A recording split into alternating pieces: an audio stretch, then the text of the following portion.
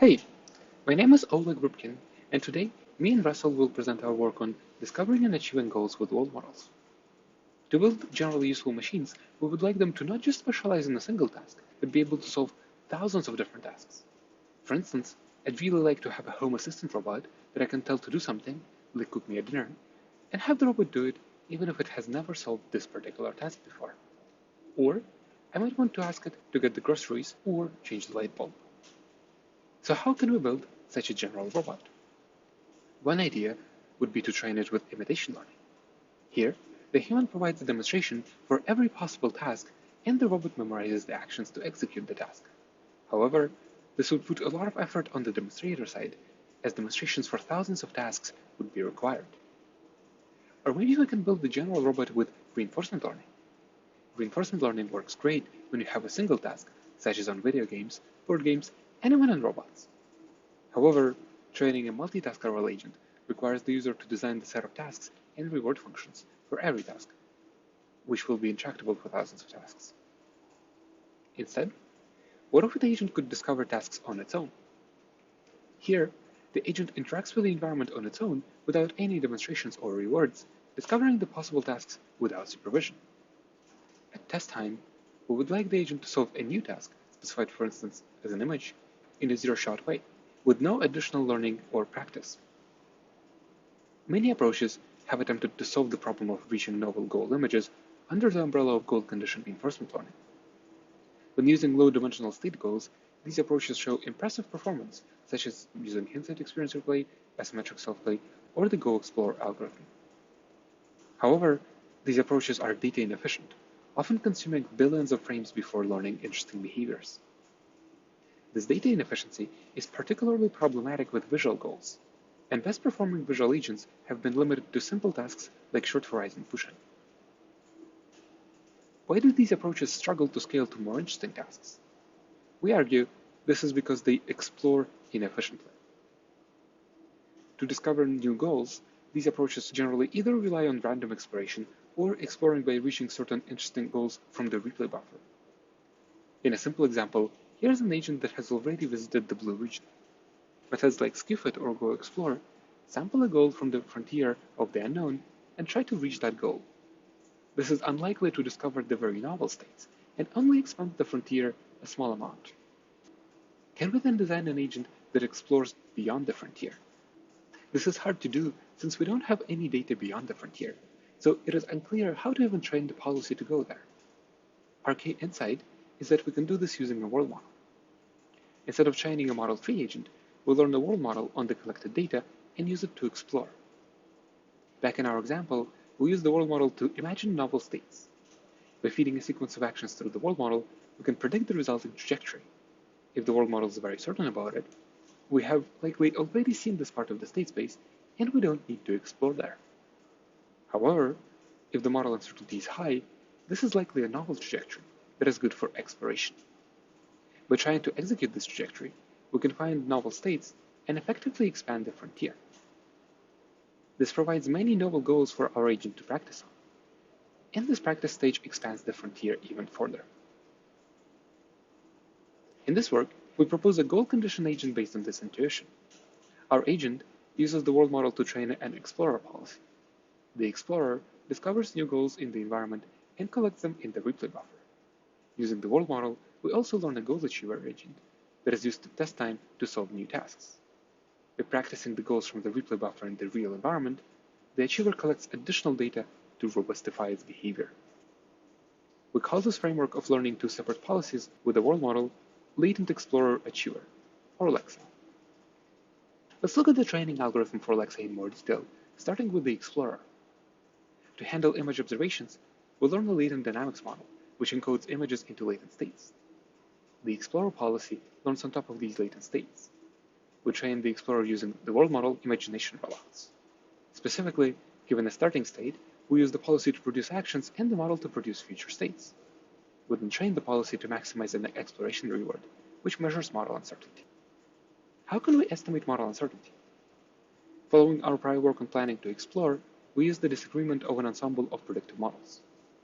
It consists of one-step models taking in the latent state and predicting next latents. The explorer reward is computed as the variance of the mean of the predictions. A practical consideration is that the ensemble is composed of lightweight, one-step models. Further, to learn long-horizon behaviors, we train a value function on these on-policy rollouts. Let's see how the explorer policy works in practice. Here it is on a challenging kitchen environment. The agent plays around on its own, eventually discovering varied goals such as moving the kettle, opening different cabinets, turning the light on, and many other goals. Thanks to this powerful goal discovery, we will later be able to build a goal condition agent that outperforms all prior approaches on this task. In addition to kitchen, we further evaluate the agent on 3 other environments. On the bins environment, the agent can push 2 blocks around and put them in 2 different bins. On the robo-yoga environment, the agent can experiment with different reachable poses for a biped or a quadruped robot. Our explorer discovers interesting goals on all of these environments.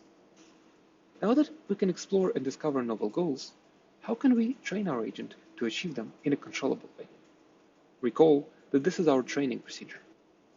Given a goal, we train the achiever using the world model and the same learning algorithm as for the explorer, this time minimizing the distance to the goal instead of maximizing disagreement.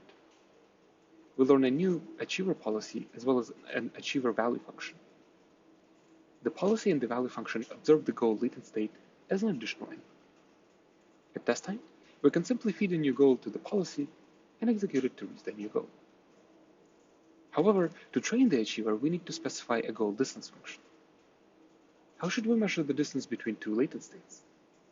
A simple way is to measure the distance in the latent space directly, such as with the cosine distance, computed as the normalized dot product. Similar metrics have been used in prior work, however, this naive distance heavily relies on latent space geometry. Let's look at this goal example. What should be the distance between this image and the goal? Visually, they have similar features and are assigned very similar latent states. However, the cabinet in this first image is closed, so we don't want to count this image as a success. In comparison, in the second image, the cabinet is correctly open, but the arm is in a very different position from the goal. Cosine distance assigns a larger cost to the second image, even though in reality it is much closer to the goal. How can we learn a distance that correctly judges that second image is closer to the goal? We can take inspiration from the amount of time it takes to reach the goal from each respective image. In the first case, the robot needs to open the cabinet and go all the way back to achieve the exact goal image, which takes a long time. In the second case, the robot just needs to go back, which is much faster. We see that measuring the amount of time it takes to reach the goal is a good distance metric that works well even for visually similar images. Here, we use the number of time steps between different goals directly as the distance metric.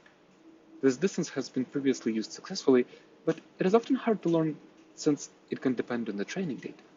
In our method, we simply learn it on the imagined rollouts of the achiever policy. Given a rollout, we train the network to predict the temporal distance using simple supervised learning. Because this network is trained on up-to-date rollouts from the model, it quickly converges to the correct distance. Hi, I'm Russell, and I'll be discussing the performance of LEXA on goal-reaching tasks.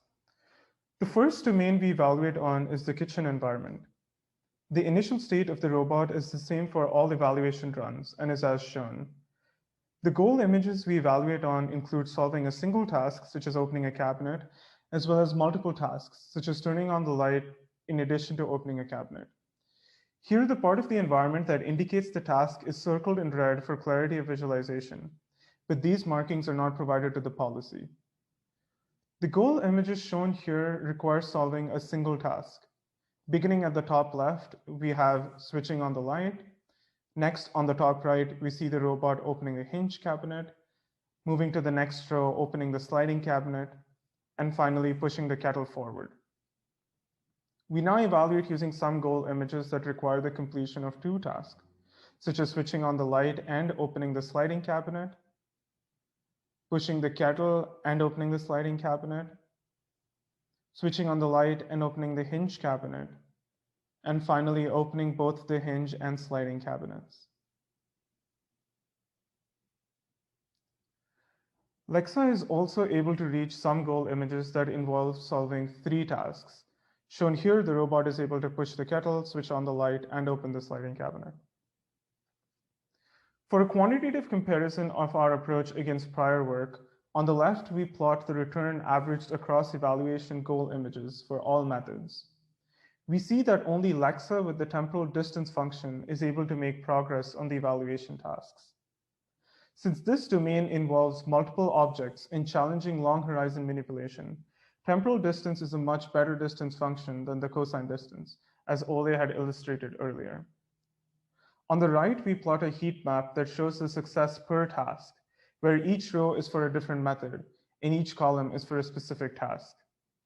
From the top row, which is for LEXA with temporal distance, we see that progress is made on a variety of tasks.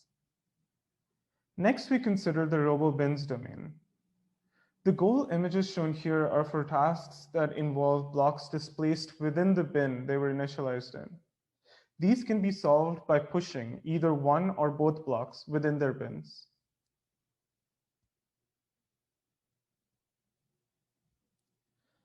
We also have goal images which require the blocks to be moved to a different bin.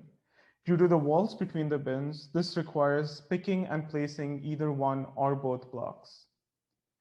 From the plot of the average return, we see once again LEXA with temporal distance beats all other approaches. From the heat map plot, we see that the main difference between the temporal and cosine distance performance, which correspond to the top two rows, comes from tasks that involve manipulating both blocks, which correspond to the last three columns. This provides further evidence that the temporal distance is better for long horizon manipulation tasks. Finally, we evaluate the robo-yoga domains, which require the agents to match the pose specified by a goal image. Since optimizing the cosine distance corresponds to directly matching the goal image, it is a good choice for this domain. Here we see LEXA with the cosine distance on Walker robo-yoga, with policy evaluation for different goal images. We see that the average return is much higher compared to prior methods. And from the second row of the heat map, we see that a large number of tasks are solved. Similarly, we also evaluate on quadruped robo-yoga. We see again that LEXA gets higher return and solves a diverse number of tasks. Finally, we train a single model across multiple domains, specifically the kitchen, RoboBin, and Walker. From the first row of the heat map, we see that LEXA with temporal distance is able to solve tasks from all three domains, while the baselines are not able to. Hence, in conclusion, the main takeaways are learning a separate explorer and goal achiever policy enables LEXA to solve previously impossible tasks. Forward-looking goal discovery performs better than prior exploration techniques, and that LEXA is able to learn to control three different environments with just a single policy, completely without supervision. And our paper will be posted on arXiv soon. Thank you for attending our talk. The code and the videos are available at the link provided. Thank you.